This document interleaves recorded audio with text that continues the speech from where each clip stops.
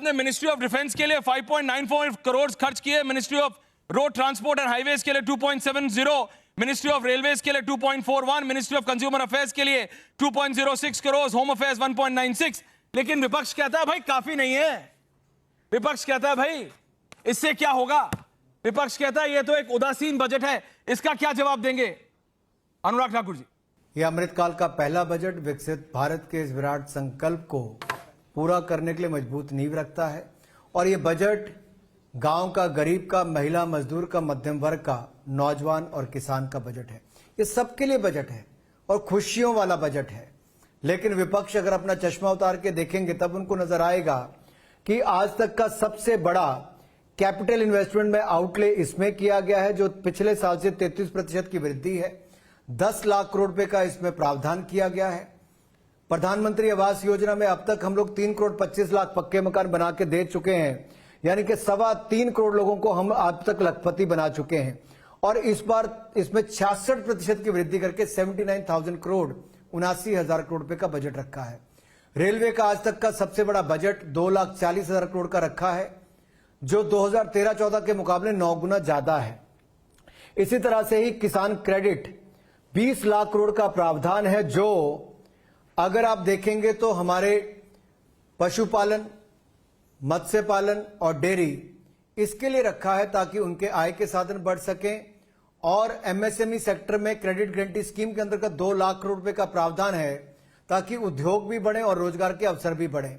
इसी तरह से फ्यूचर ऑफ स्किल्स की बात करें, फ्यूचर वर्क्स 4.0 की बात करें, तो artificial intelligence, internet of things, 3D printing या कोडिंग की बात करें, मशीन लर्निंग की बात करें, इन सब की ट्रेनिंग देने का काम भी लाखों युवाओं को किया जाएगा।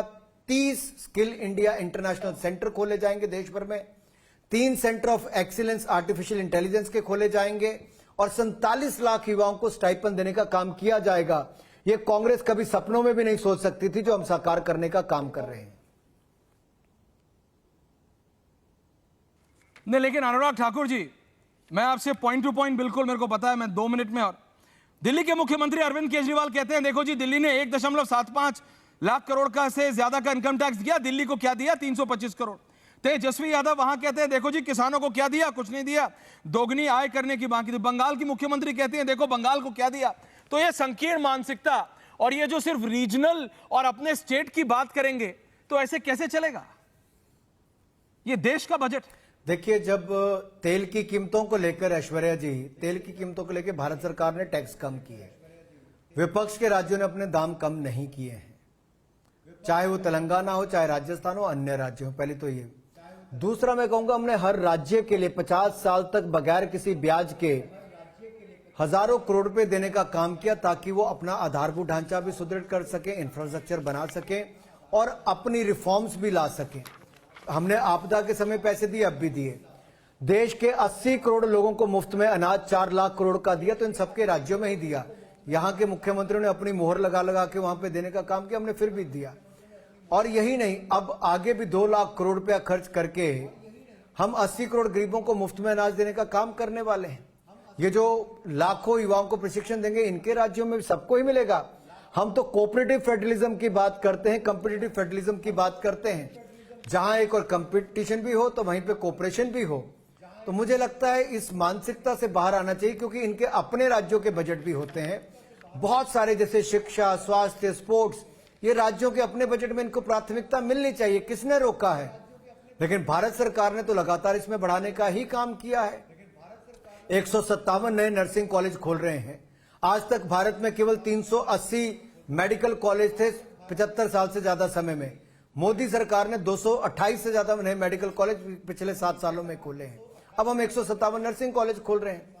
इसी तरह से खेलों का, युवा कार्यक्रम का बजट 11% की वृद्धि की है, जो 3397 करोड़ कर दिया है। खेलो इंडिया स्कीम के लिए 1000 करोड़ रुपए का बजट रखा है।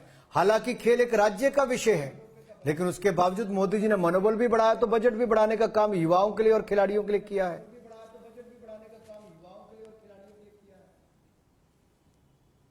अनुराग जी, सप्तऋषि की बात की गई, 7 प्रायोरिटीज की। इसके अंदर अंत्योदय, जो कि भारतीय जनता पार्टी ने सरकार में आने से पहले भी हमेशा बोला, inclusive development, infrastructure and investment, unleashing the potential, green growth, financial sector, youth power, विपक्ष कह रहा है भाई ये सातों चीजें तो पहले भी थी।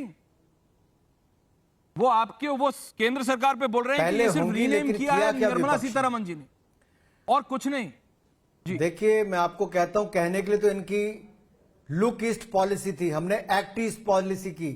आज नॉर्थ ईस्ट में आप देखेंगे रेलवे से लेके पुलों के निर्माण से लेके रोड हाईवे से लेके एयरपोर्ट बनाने का काम हमने जो 8 वर्षों में किया, वो इनके 40-40 साल में जो पुल पूरे नहीं हुए हमने अब करने का काम किया है। यूपीए के समय 11 से 12 किलोमीटर नेशनल हाईवे बनते थे, हम 37 किलोमीटर से ज्यादा बना रहे, लगभग 40 किलोमीटर अब पहुंच गया है। इनके समय 2.5 किलोमीटर रेलवे लाइन नहीं बनती थी, हम आज 10 किलोमीटर रेलवे लाइन बनाने का काम करते। इनके समय एक भी ऐसी बड़ी योजना, मैं बताता हूं कितने पक्के मकान इन्होंने 70 साल में बना के दिए। हमने तो 3 करोड़ 25 लाख मकान पक्के बना के दे दिए 7 साल में। मैं तो एक के करके दूसरे आंकड़ों तक आपके पास आ सकता हूं। मेडिकल कॉलेज हो, आईआईएम हो, आईआईटीज हो, ट्रिपल आईटीज हो या एम्स हो, कितने बनाए कांग्रेस ने? 3 बनाए, हमने 22 नए बना दिए हैं। देखिए, यही अंतर नजर आता है कि हमने इनकी संख्या भी आईआईटी आईआईएम की दुगनी कर दी, एम्स दुगने तिगने से ज्यादा कर दिए। ये मोदी सरकार है। ये बजट दूरदर्शी भी है, पारदर्शी भी है और समावेशी भी है। यह नए भारत का बजट है जो विकसित भारत बनाने के लिए है, और ये अमृत काल का बना बजट स्वर्णिम काल की ओर ले जाने के लिए है। लास्ट क्वेश्चन अनुराग ठाकुर जी, वो कहते हैं कि चाहे ये जो नंबर्स हैं, जिन बड़े बड़े नंबर्स की आप भी अभी बात कर रहे थे, वो ये कहते हैं ये नंबर्स इस बड़े बजट में हैं।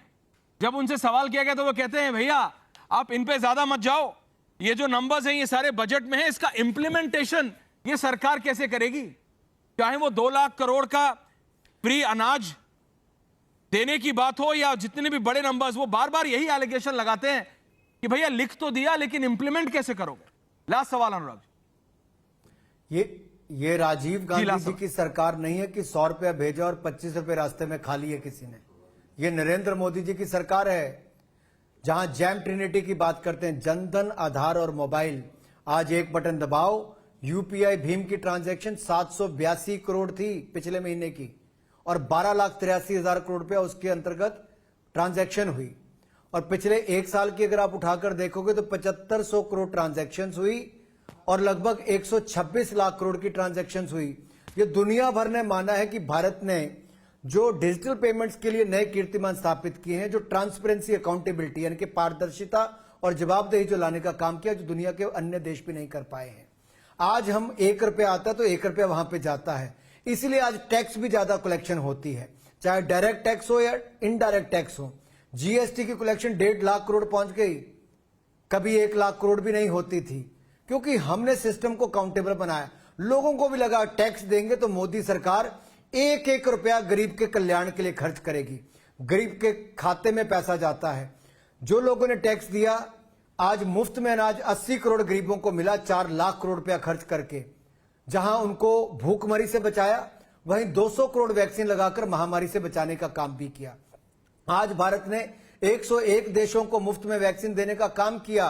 तो इसमें पता चलता है कि भारत जहां वसुधैव कुटुंबकम की बात करता है, वहीं G20 की अध्यक्षता करते हुए वन अर्थ वन फैमिली, हम उस दिशा में, और वन फ्यूचर, उसको लेके काम करते हैं। हम आज केवल कोई बजट अपनी सत्ता में आने के लिए नहीं, हम भारत को आगे बढ़ाने की सोच के साथ चलते हैं। आपने आपदा के समय भी मोदी सरकार के निर्णय देखे होंगे, डिफेंस मैन्युफैक्चरिंग या कोल एंड माइनिंग सेक्टर को खोलना, स्पेस सेक्टर को खोलना। आज तीनों में देखिए, डिफेंस में हम इंपोर्टर होते थे सबसे बड़े, आज हमने 30,000 करोड़ का एक्सपोर्ट करने का काम किया है। स्पेस सेक्टर में हमने प्राइवेट क्षेत्र में सैटेलाइट लॉन्च करने का काम कर दिया। कोल एंड माइनिंग में नई ऊंचाइयों पर पहुंचने का काम किया है। तो हम तो आपदा में भी अवसर ढूंढते हैं, और मोदी जी बजट को चुनाव के साथ जोड़कर नहीं देखते। ये तो अमृत काल से स्वर्णिम काल की ओर ले जाने की सोच रखते हैं, ताकि विकसित भारत का निर्माण हो सके। अनुराग जी, इससे पहले आपको जाने दूं बस इतना कि 2024 के इलेक्शन से पहले का ये बजट है, 9 राज्यों में उससे पहले इलेक्शन है। विपक्ष कह रहा है जानबूझ के, और टैक्स स्लैब वाली बातों पे कहता है देखो ये एक उदासीन बजट है, इसमें नया क्या है, ये देश को आगे कैसे लेके जाएंगे, ये तो इसलिए है ताकि इसका डायरेक्ट इंपैक्ट इनको वोट पे पड़ सके। अनुराग ठाकुर। देखिए, And then I 3 let you साल go, sir. कोविड की महामारी के कारण बहुत सारी चुनौतियां रही, लेकिन उसके बावजूद भारत को 10वें नंबर की अर्थव्यवस्था से 5वें नंबर की अर्थव्यवस्था दुनिया में बनाया। दुनिया की सबसे तेजी से बढ़ने वाली अर्थव्यवस्था आज भारत है, और इस साल भी भारत दुनिया की सबसे तेजी से बढ़ने वाली बड़ी अर्थव्यवस्थाओं में से एक होगी। तो ये तो इनको हजम होता नहीं है। दूसरा, टैक्स कलेक्शन हमारी डायरेक्ट और इनडायरेक्ट सबसे ज्यादा बड़ी है। अब ये पिछले 3 साल से राग अलाप रहे थे कि इनकम टैक्स में छूट दो, हमने 5 लाख से बढ़ाकर 7 लाख तक इनकम टैक्स की छूट दे दी, तो अब विपक्ष को यह भी हजम नहीं हो पा रहा। हमने तो जनता के हित में निर्णय लिए हैं, जनता जनार्दन सबसे ऊपर है, और हम चाहते हैं जनता का टैक्स का दिया हुआ एक एक पैसा गरीब के कल्याण पर खर्च हो, और हमारे मध्यम वर्ग को भी इसमें छूट मिली है, तो गरीबों के कल्याण से लेकर किसान के कल्याण तक सबके लिए काम किया गया है।